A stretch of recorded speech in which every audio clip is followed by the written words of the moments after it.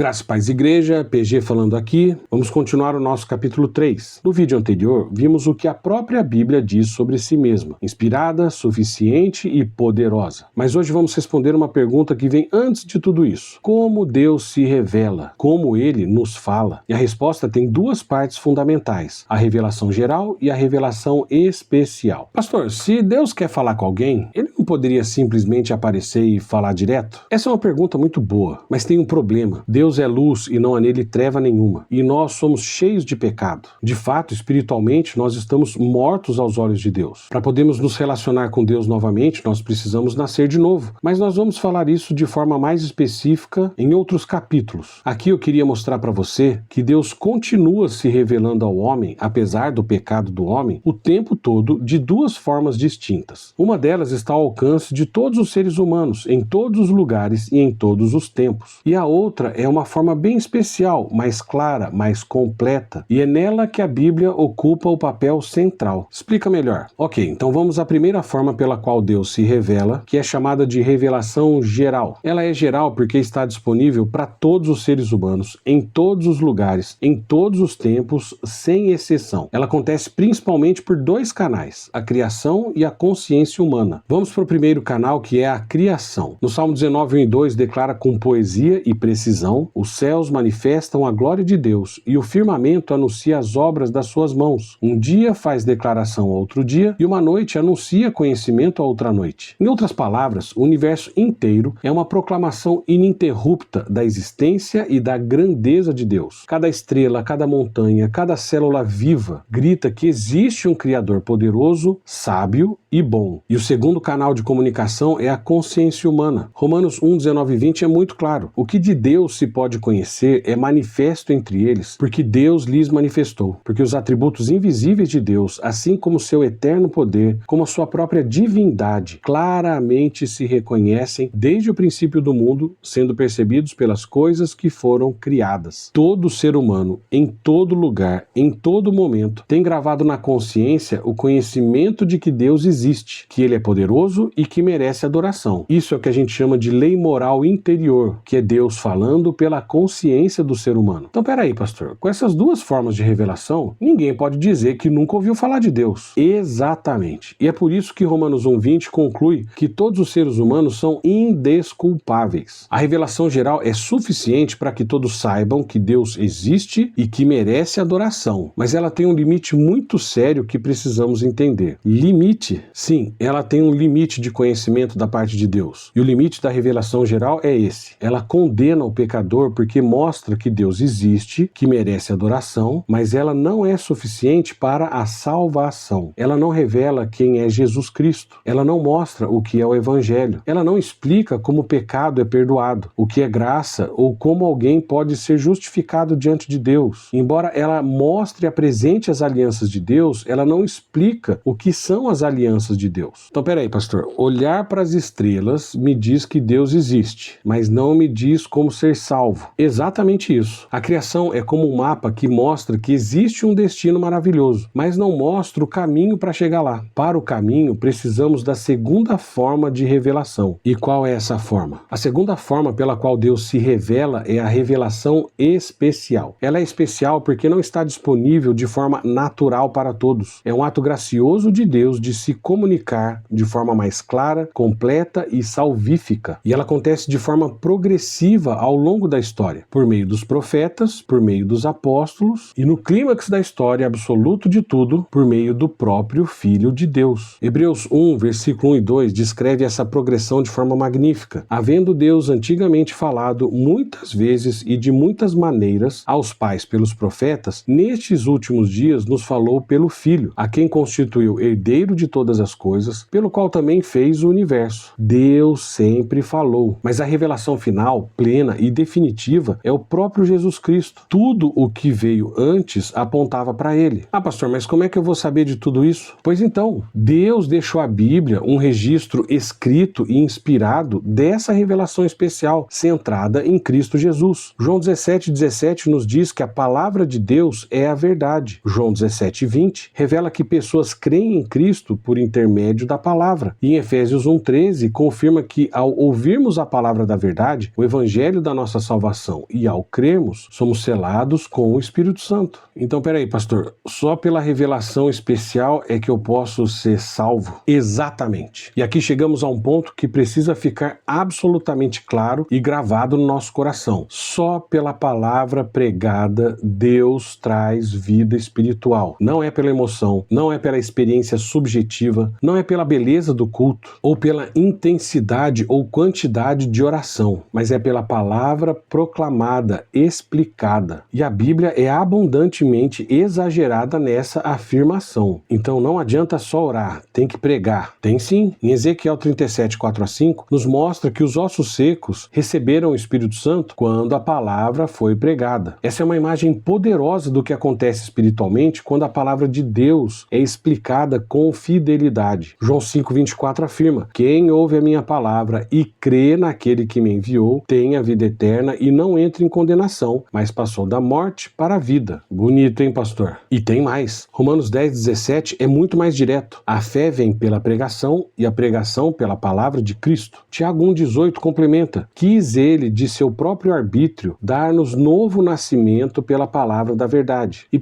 Pedro 1,22-23 confirma: fomos regenerados mediante a palavra de Deus, a qual vive e é permanente. Mas, pastor, deixa eu entender um pouquinho melhor. A oração pelos perdidos, então, não conta nada. Conta, e conta muito. Orar pelos perdidos é bom e é necessário, mas sem a palavra pregada, explicada, não há fé nem conversão. Romanos 10,17 é claro: a fé vem pelo ouvir e ouvir a palavra de Cristo. Então, a oração pode preparar a boa terra, pode regar a boa terra, pode abrir portas para falarmos da palavra. Mas é a palavra de Deus que é a semente. É ela quem gera a fé. O instrumento que Deus escolheu para trazer vida não foi a nossa emoção, nem a nossa experiência subjetiva. Foi a sua própria palavra. E, pastor, então eu vou ter que estudar a Bíblia toda para poder salvar alguém? Primeiro, isso não devia ser um peso. Como a gente viu no vídeo anterior, você ficou até animado em estudar mais a palavra de Deus. Ah, sim, pastor, mas é que assim, poxa, eu vou ter que entender tudo para poder pregar? Então vai demorar anos para eu aprender a Bíblia toda para isso. Aí nós voltamos para 2 Timóteo 3:16-17 que vimos no vídeo anterior. Toda a escritura é inspirada por Deus e útil. Quer dizer, um versículo bem explicado dentro do seu contexto, conforme todo o restante da Bíblia, já é suficiente para trazer vida para alguém. Aí fica mais fácil, muito mais fácil. E a gente ainda vai ver o tanto de outros poderes pela Bíblia que Deus nos dá para poder pregar. Mas por enquanto, meus irmãos, eu queria que nós lembrássemos que Deus não está em silêncio. Ele fala pela criação, pela consciência, de forma que ninguém tem desculpa de saber que Deus existe e está se revelando. Mas também fala de forma plena, salvífica e suficiente pela sua palavra escrita, que testemunha sobre Jesus Cristo. Então a revelação geral nos mostra que existe um Deus que merece adoração, e a revelação especial nos mostra o Deus que salva pecadores pela graça em Cristo. E por isso que nossa resposta deve ser ouvir, crer e obedecer. Então, pastor, ler a Bíblia é literalmente ouvir Deus falando comigo. Exatamente isso. E no próximo vídeo vamos aprofundar a questão da inspiração e da inerrância das Escrituras, entendendo em detalhes por que podemos confiar absolutamente na Bíblia. Porque na nossa igreja só vai para o inferno quem quiser. Então,